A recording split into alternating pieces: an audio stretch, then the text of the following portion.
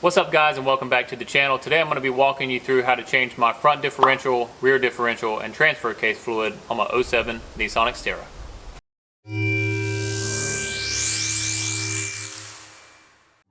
Alright, we are now under the truck and we're going to be starting on the rear differential here. This is a C200 rear differential. You can tell by it has an 8-bolt pattern on the lid here compared to the M226 rear differential, which has a 12-bolt pattern. I'll put the differences on the capacities and the gear oil needed for each of those on the screen right now. Alright, so what you want to do first before you drain any of the fluid out of the differential or transfer case is make sure you can break free the fill bolt first, because if you can't break this free and you drain all the fluid out, then you can't put any back in. So I have a breaker bar here, a 14mm hex bolt, and we're gonna go ahead and attempt to break this one loose. Alright, we just got it loose, so we're gonna go ahead and disconnect that, put on our ratchet, and take it out the rest of the way. Alright, so that's nice and loose. We don't want to take it out just yet. Break free the drain bolt, and then go ahead and drain the fluid out.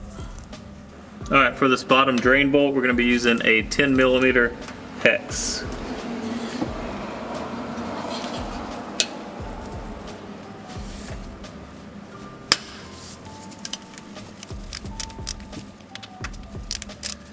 Now I can already go ahead and tell you that I did not do these to the torque specifications last time I did this, and that could be one of the reasons that they were, especially the fill bolt was a little ornery to get out, but I do have the specifications today and we will be torquing them to factory specs. And if you've never done this before, gear oil just smells awful, so just brace yourself whenever this stuff starts coming out.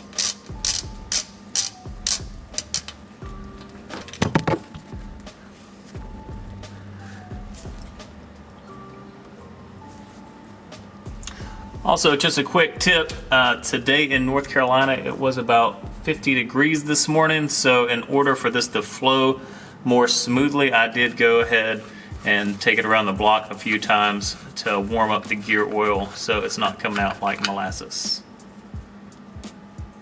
Alright, you take out that top fill bolt and then it should just come right out. You can tell right there on top there is just a little bit of metal. The top of these are magnetic, so if there's any shavings in there it will pick it up. So there is just a little bit, but really that's not bad at all for this thing having almost 200,000 miles on it. Alright, so we already put the drain plug back in. The torque specifications for the differentials front and back for years 2005 through 2008 is 25 foot-pounds of torque, and 2009 and later is 32. So this is a 07, so we're going to go ahead and do 25 foot-pounds.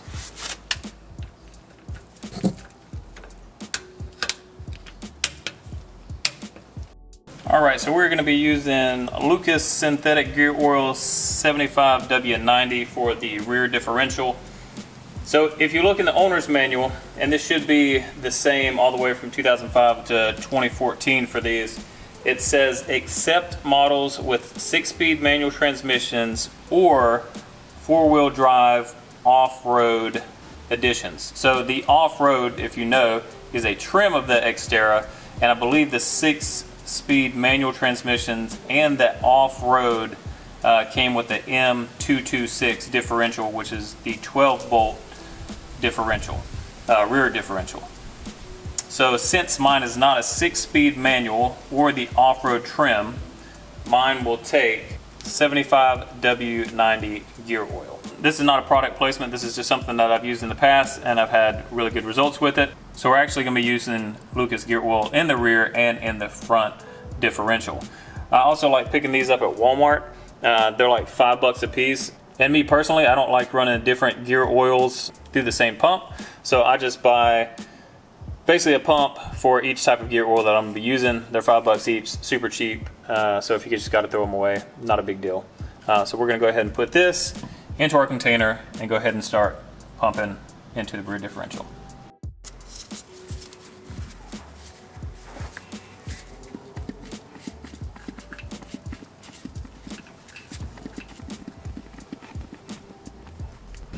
Alright, we just got the rear filled all the way up and put the fuel plug back in. So now we're going to torque it to 26 foot-pounds.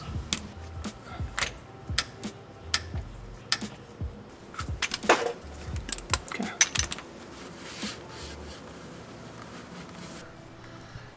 Right here is the drain plug. Going that way is the front of the vehicle, so we're from the back to the front. So this is going to be, so I guess this would be on the back of the transfer case. So this is going to be your drain plug. And let's see if we can get it. Right here is going to be your fill plug. And they're both going to be 10mm hex sockets. So let's go ahead and break that one loose and then go ahead and drain the oil. Alright, so I went ahead and broke it free. Like I said, last time I put these on, I do not think I put them back to the factory torque specs, so I probably overdid it just a little bit. So that one is broke free. So let's go ahead and do the drain plug and then go ahead and drain the transfer case. Whew, sucker's on there. Alright, let's see if we can get the breaker bar in here. I don't know if it's going to do much good. So as you can tell, I have not lifted my vehicle at all. And I basically, so I have the jack stands to lift the vehicle, but I didn't lift the vehicle because, you know, a lot of people, they might not have access to that. So I wanted to do this, I guess, in a most difficult circumstance. So, but I also want to show that you can do this, though it may be a little tedious. Man, I think it's really on there. Alright, so I'm gonna go get my mallet and we're gonna knock it loose.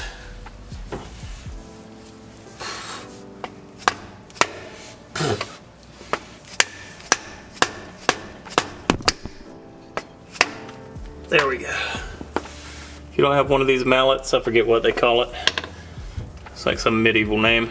But if you don't have one of those, I would highly recommend it. It comes in handy an awful lot. So you don't have to watch this drain. I'm just gonna go ahead and drain it, and then I'll come back when we start to fill it. Alright, so today to fill the transfer case back up, we're gonna be using Valvoline Max Life ATF. So in the transfer case, Nissan calls for a genuine Nissan Matic D ATF or Dexron 3 or Mercon or an equivalent, and it does take 2 liters. So if you look here on the back in very small print, it says Nissan Infinity Matic D, Matic J, Matic K, and Matic S. So this does cover all the requirements, and we're gonna go ahead and fill it up. All right, so there's the fill hole up there, so we're gonna go ahead and put this in and start pumping.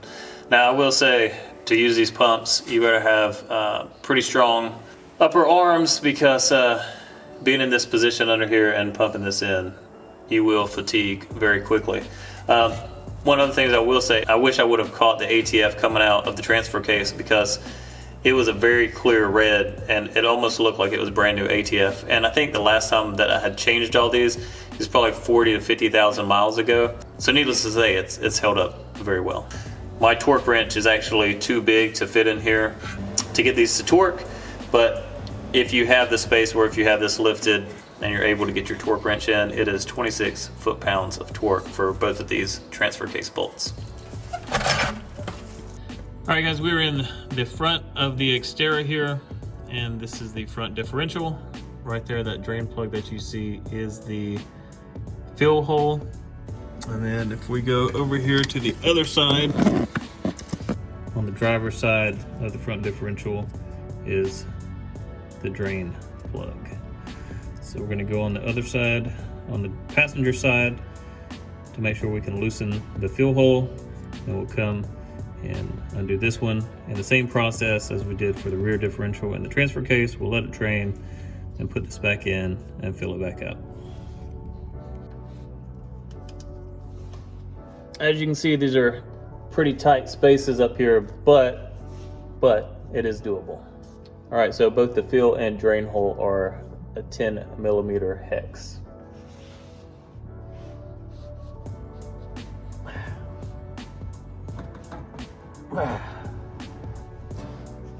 All right, time to get the mallet.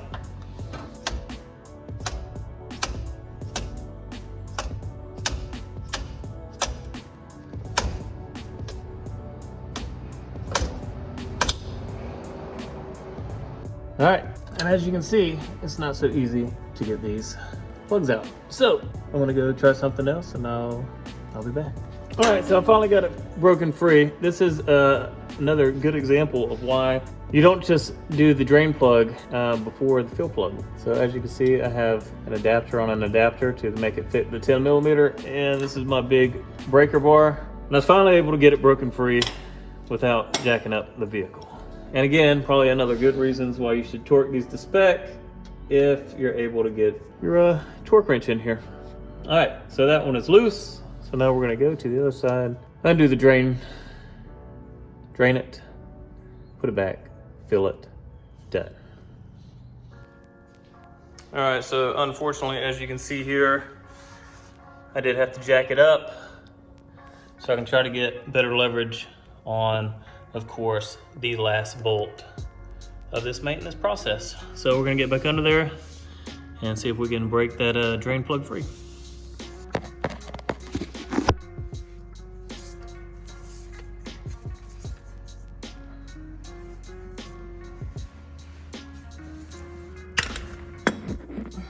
There it is, freed up. That's all it takes is a little bit of leverage.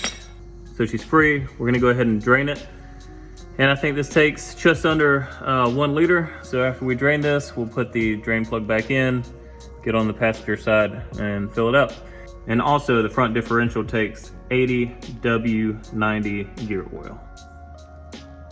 All right, here is the front differential drain plug. As you can see, there's just a tiny bit metal on there, but that is not bad at all. And if you can, I don't know if you can tell, but the gear oil is still very clear. So for having 40 to 50,000 miles on it, I definitely think this could have gone a lot longer. If I would have thought about it beforehand, I would have taken some samples and sent it off for analysis to see just how much more life that this gear oil had. But just from looking at it, I mean, I definitely think this thing could have gone a whole lot longer. All right, so it's just about finished draining. So we're gonna go ahead and get this thing ready to be filled. All right guys, so I wanted to take the Xterra on a test drive just to make sure that everything was nice and tight and there were no leaks. So since I had to get rid of the gear oil anyways, I decided to take a small trip to a local auto parts store and dispose of the gear oil responsibly. Now, once I got back to the house, I made sure to get under the Xterra with my flashlight and check each drain and fill plug and make sure there was no leaking. All right guys, and that's gonna do it for this video today. A very easy process.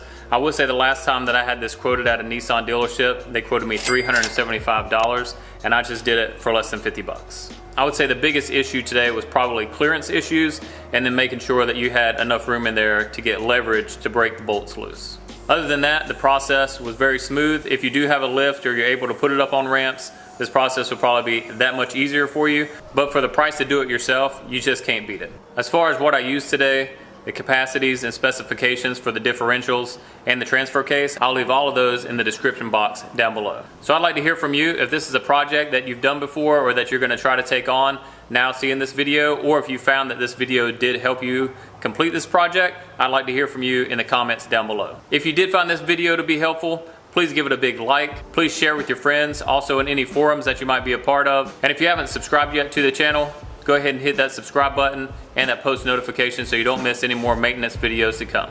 And as always, thank you for watching.